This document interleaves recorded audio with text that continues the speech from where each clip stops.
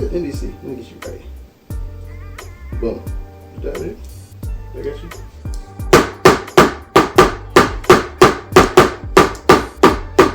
What's up, y'all? JustZay here, back getting another pickup. And today is a special episode. Got my co-host with me. And you want to say hi? That's all you guys get. The rest you got to pay for it. So today we're unboxing a special pair of shoes. Today we're unboxing a pair of Airmax 90 Futura. And of course, first things first, when you see these bad boys, first thing you notice that these look very, very similar to another pair of shoes, which of course is the regular Airmax 90s. And are we taking them off? Let me take mine off too. We're about to get serious on them. So these of course are a pair of remake of a classic. I'm gonna be honest, I didn't like the original version, maybe because I wasn't, there during that time. Well, I was there, but I wasn't, what I am now. But I like these a lot more. These are something you got to see in person to really enjoy.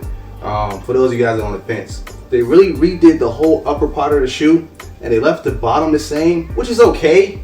If I'm nitpicking, I probably would have went with a different. Sole. I probably went with the Nike Zoom Air Fire. I would have went with those because I think on those the bubble is like a little bit of like a fire cage, but I think it was super sweet if you put it with these. But this still isn't bad. I mean, I think this is a great silhouette and a great color. So picking up on how beautiful this colorway is, a little more detail. Oh, sorry about that. Let's see if we can focus in.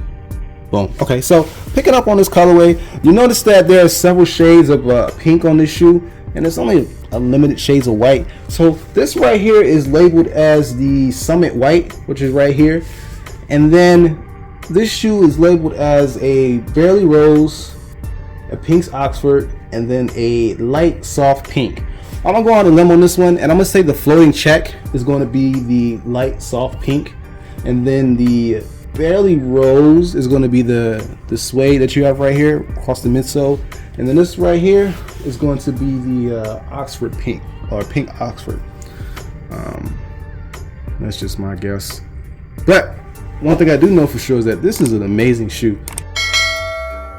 I'm sorry, there's so much retro into this shoe. It's like it's been remade just for the youth.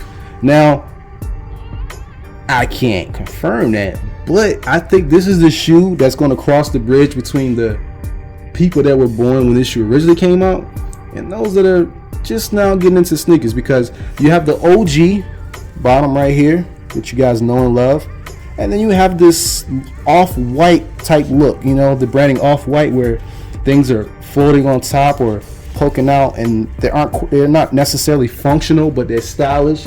Like this right here, this is like they call this a molded plastic that's floating on the heel. It's just, there's so much different things about this shoe that makes it pop if you see it in person. Now, one thing you probably wouldn't notice is that how much padding is on this. This is a good amount of padding for this type of shoe. I don't know if they did this for the original Air Max, but this is a good amount of padding right here, and I do like it. Now, on the inside, you have the sole, which just says Nike Air. And if you peel this back, it's like this little cotton material. Nothing too crazy. It's actually glued in, so I don't want to peel that off. And if you guys notice, there was a 12 on here. That 12 lets you know the size of it. These are a women's 12, which fits like a men's 10. Now, I'm a 10 and a half. Occasionally, I'll see something that catches my eye that's a women's size, and if it's big enough, I'll get a pair. Now, whether you get a women's or you get a men's, you do want to order half a size up. These do run small. Nike recommends it, and I'm confirming that you go a half a size up.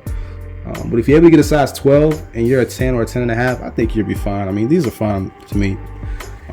Now back to the review. Now, if you guys notice, there is the waffle right here. This is the waffle outer sole, which of course pays homage to the OGs. If you guys remember, I did a video on the waffles where they kind of tweaked it a little bit, and that's kind of what these are. First they did the waffles, the waffle ones, Sakai collab, and then they did another collab, and then they did these where they just basically remade things. When I say another collab, I don't mean like there was another Sakai collab. I mean that the inventors of the original tweak the new design, like what you have here.